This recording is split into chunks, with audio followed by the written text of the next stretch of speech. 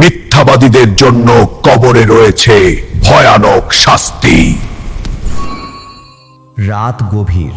কবরস্থানের পাশ দিয়ে হাঁটছিল এক ব্যক্তি। হঠাৎ সে শুনতে পেল কান্নার শব্দ।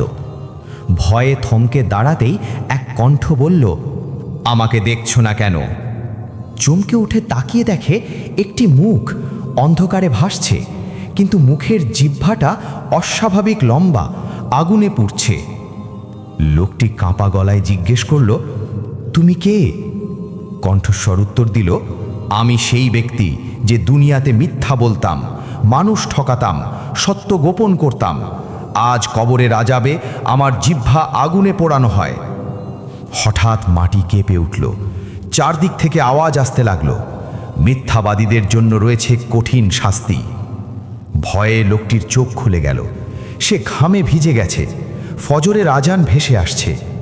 সেই দিন থেকে লোকটি নিজেকে বদলে নিল, কারণ সে বুঝে গিয়েছিল আল্লাহ সব দেখেন, আর মিথ্যার শাস্তি দুনিয়া নয়, আখেরাতে আরো ভয়ঙ্কর।